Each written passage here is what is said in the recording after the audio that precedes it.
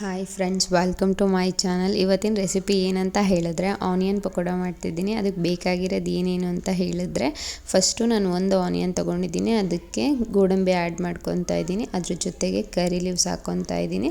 ನಿಮ್ಗೆ ಎಷ್ಟು ಬೇಕೋ ಅಷ್ಟು ಕರಿಬೇವು ಸೊಪ್ಪು ಹಾಕ್ಕೊಳ್ಳಿ. ತುಂಬ ಕರಿಬೇವು ಸೊಪ್ಪು ಹಾಕ್ಕೊಂಡ್ರೂ ಹೆವಿ ಟೇಸ್ಟ್ ಇರುತ್ತೆ, ನೋಡ್ಕೊಂಡು ಹಾಕ್ಕೊಳ್ಳಿ.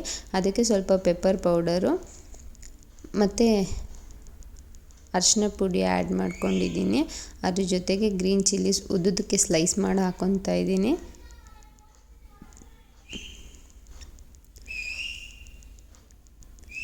ನೆಕ್ಸ್ಟು ಕಡಲೆ ಹಸಿಟ್ಟನ್ನ ಆ್ಯಡ್ ಮಾಡ್ಕೊತಾ ಇದ್ದೀನಿ. ತುಂಬ ಏನು ಬೇಕಾಗಲ್ಲ. ಒಂದು ಈರುಳ್ಳಿಗೆ ಒಂದು 5 to 6 ಟೇಬಲ್ ಸ್ಪೂನ್ ಆದರೆ ಸಾಕಾಗುತ್ತೆ. ಅದ್ರ ಜೊತೆಗೆ 2 ಟೇಬಲ್ ಸ್ಪೂನಷ್ಟು ನಾನು ಕಾರ್ನ್ಫ್ಲೋರ್ನ ಆ್ಯಡ್ ಮಾಡ್ಕೊತಾ ಇದ್ದೀನಿ. ಅದ್ರ ಜೊತೆಗೆ ಸ್ವಲ್ಪ ರೆಡ್ ಚಿಲ್ಲಿ ಪೌಡರ್ನ ಕೂಡ ಆ್ಯಡ್ ಮಾಡ್ಕೊತಾ ಇದ್ದೀನಿ. ಮತ್ತು ಅದ್ರ ಜೊತೆಗೆ ಸ್ವಲ್ಪ ಸಾಲ್ಟ್ ಕೂಡ ಆ್ಯಡ್ ಮಾಡ್ಕೊಳ್ಳೋಣ. ಅದ್ರ ಜೊತೆಗೆ ಒಂದು ಪಿಂಚಷ್ಟು ಸೋಡಾ ಕೂಡ ಆ್ಯಡ್ ಮಾಡ್ಕೊಳ್ಳಿ. ಅದೆಲ್ಲ ಆದಮೇಲೆ ನಾನು ಅದನ್ನು ಮಿಕ್ಸ್ ಮಾಡ್ಕೊತಾ ಇದ್ದೀನಿ. ಕಡಲೆ ಹಸಿಟ್ಟು ಜಾಸ್ತಿ ಹಾಕಬೇಡಿ, ಬೋಂಡಾ ಥರ ಬಂದುಬಿಡುತ್ತೆ. ಆನಿಯನ್ ಪಕೋಡಕ್ಕೆ ಕಡಲೆ ಹಸಿಟ್ಟು ಕಮ್ಮಿ ಇದ್ದರೆ ಸ್ವಲ್ಪ ಕ್ರಿಸ್ಪಿಯಾಗಿ ತುಂಬ ಟೇಸ್ಟಿಯಾಗಿರುತ್ತೆ. ನೀವು ಕೂಡ ಒಂದು ಸಲ ಮನೇಲಿ ಟ್ರೈ ಮಾಡಿ, ತುಂಬ ಚೆನ್ನಾಗಿರುತ್ತೆ. ನೆಕ್ಸ್ಟ್ ಅದು ಸೆಟ್ ಆಗಕ್ಕೆ ಬಿಟ್ಟು ನಾನು ಒಂದು ಕಡೆ ಆಯಿಲ್ನ ಇಡ್ತಿದ್ದೀನಿ.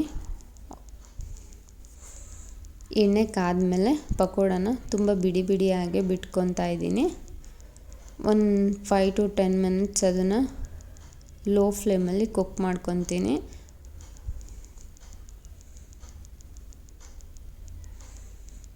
ಕಲರ್ ಸ್ವಲ್ಪ ಚೇಂಜ್ ಆಗಬೇಕು, ಗೋಲ್ಡನ್ ಕಲರ್ ಬಂದರೆ ಸಾಕಾಗುತ್ತೆ. ಹೆವಿ ಬ್ರೌನ್ ಆದರೆ ತಿನ್ನೋಕೆ ಅಷ್ಟೊಂದು ಮಜಾ ಇರಲ್ಲ. ಸೊ ನೋಡಿ, ಸ್ವಲ್ಪ ಗೋಲ್ಡ್ ಕಲರ್ ಬಂದಿದೆ, ನಾನು ತೆಗಿತಾ ಇದ್ದೀನಿ. ಈ ಥರ ನಮ್ಮ ಮನೇಲಿ ಪಕೋಡ ಮಾಡ್ತೀನಿ.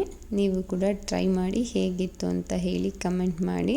Thanks for watching my video. ಹೀಗೆ ನನ್ನ ಸಪೋರ್ಟ್ ಮಾಡ್ತಾಯಿರಿ. Thank you all.